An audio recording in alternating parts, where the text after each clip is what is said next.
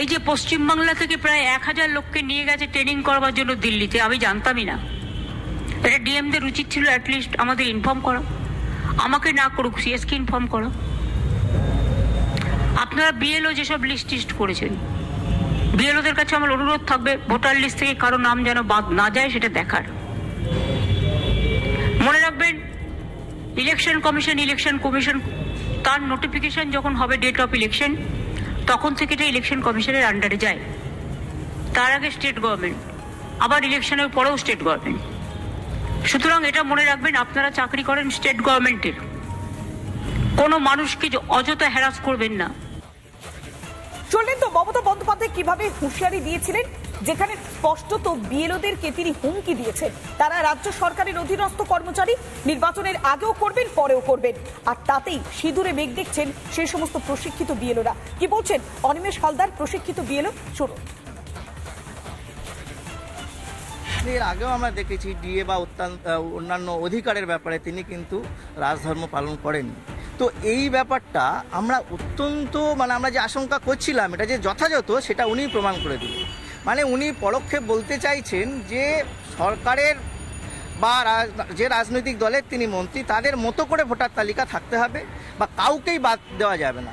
অর্থাৎ যে ইলেকশন কমিশনের যে গাইডলাইন আছে সেই অনুযায়ী কোনো ভোটারের নাম যদি বাদ যায় ন্যায্য কারণে, সেটা কিন্তু করা যাবে না এবং তার জন্য তিনি সেই কর্মচারীকে দেখে নেবেন। এটা অত্যন্ত নিন্দনীয় এবং আশঙ্কার একটা বিষয়। কারণ এর আগে আমরা দেখেছি প্যারামিলিটারি ফোর্স থাকা সত্ত্বেও বুথে ভোটের সময় রাজনৈতিক সন্ত্রাস হয়েছে এবং ভোটকর্মী বা প্রিসাইডিং অফিসার মারা পর্যন্ত গিয়েছে। ফলে আমরা লিখিত প্রতিশ্রুতি চাইছি যে নির্বাচন কমিশনকে সর্বোচ্চ দায়িত্ব বা সর্বাধিক দায়িত্ব নিতে হবে, যাতে সর্বাধিক সিকিউরিটি বিএলওদের দেওয়া যায় এবং এই ধরনের মন্তব্য যারা করবেন একটা প্রশাসনিক জায়গায় থেকে তাদের বিরুদ্ধেও যাতে কড়া ব্যবস্থা যাতে নেওয়া হয়। আমরা এর আগেও তো দেখেছি পশ্চিমবঙ্গের ভোটের সময় কি অবস্থা হয়েছে, পঞ্চায়েত ভোট হোক, বিধানসভার ভোট বা যে ভোটই হোক, সবসময় আমরা দেখেছি নিরাপত্তাহীনতায় ভুগেছি। সেই জন্য আর এই বিএলও একেবারে ফিল্ডে নেমে কাজ করতে হবে। এখানে আমরা একেবারে নিরাপত্তাহীনতায় ভুগছি। আমরা চাই আমাদের সঙ্গে পুলিশ ট্যাগ করা হোক, দরকার হলে নির্বাচন কমিশন যেন দরকার হলে বিএসএফ বা অন্য আরো সেন্ট্রাল ফোর্স দিয়ে আমাদেরকে নিরাপত্তা দিন। নিরাপত্তা ছাড়া কিন্তু আমাদের পক্ষে সম্ভব না এই কাজ করা। কারণ স্বয়ং মুখ্যমন্ত্রী ওই চেয়ারে বসে উনি যেভাবে উনি কথাবার্তা বলছেন সেটাতে আমরা যথেষ্ট নিরাপত্তাহীনতায় ভুগছি। উনি যদি ওইভাবে ওখান থেকে ছেড় দেন তাহলে যে নিচতলা যারা বসে আছেন তারা তো তৈরি হয়ে রয়েছে। কারণ এই একটা পশ্চিমবঙ্গ রাজ্য যেখানে আইনের শাসক নয়, শাসকের আইন চলে। মুখ্যমন্ত্রী মমতা বন্দ্যোপাধ্যায় রাজ্যের প্রশাসনিক প্রধান, তিনি ওই পদে বসে দলনেত্রীর মতো কথা বলছেন। তিনি ওই জায়গায় থেকে যদি হুমকি দেন সেক্ষেত্রে তৃণমূল স্তরের নেতা মন্ত্রীরা তারাও তো একেবারে অক্সিজেন পেয়ে যাবে। বিএলওরা যারা প্রশিক্ষণ নিয়ে এসেছেন তারা তো কোনো অপরাধ করেননি, তারা নির্বাচন কমিশনের নির্দেশ পালন করেছিলেন এবং সেই তালিকা কারা তৈরি করেছিল না বিডিও অফিস থেকে ফোন করে তাদেরকে তালিকা পাঠানো হয়েছিল এবং তাদেরকে জানানো হয়েছিল দিল্লিতে যাওয়ার জন্য, সেখানে প্রশিক্ষণ নেওয়ার জন্য।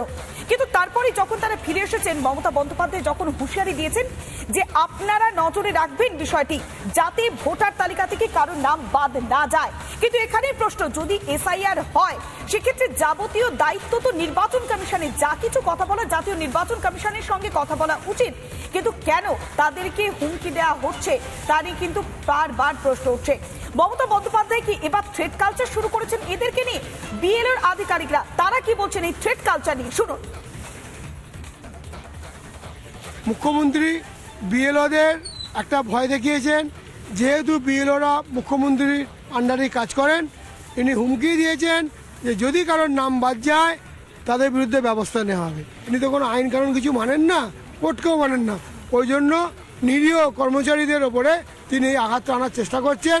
এবং যদি আমাদের কোনো বিএলওর ওপরে কোনো রাজনৈতিক নেতা, বিশেষ শাসক দলের নেতা আঘাত আনে, আমরা সম্পূর্ণভাবে তাদের সাপোর্ট করব এবং তাদের যাতে আঘাত থেকে বাঁচাতে পারি তার জন্য সংগ্রামে যৌথ মঞ্চ ঝাঁপিয়ে পড়বো। উনি অবৈধ কাজের সঙ্গে বেশি সাপোর্ট করেন। বিএলওদের কাছে যে এই যে থ্রেড কালচার উনি করেছেন, জনগণের কাছে তাদেরকে খারাপ করার জন্য যত রকম প্রচেষ্টা উনি করে চলেছেন। এইভাবে হুমকি দিয়ে তো লাভ নেই। প্রথম কথা হচ্ছে গিয়ে বিএলওতে যারা কাজ করছেন তারা তো কাজটাই করছেন এবং সে ব্যাপারে যে গাইডলাইন নির্বাচন কমিশন বেঁধে দিয়েছেন সেই গাইডলাইন মেনে কাজ করতে তারা বাধ্য, তার বাইরে তারা চাইলেও যেতে পারবে না।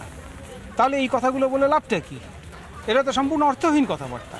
এই রাজ্য নির্বাচন কমিশনকেও তোয়াক্কা না করে উনি ওনার নিয়মে নির্বাচন করাতে চায়, তাহলে আমি এটাই বলতে পারি যে ওনার শুভবুদ্ধির উদয় হোক।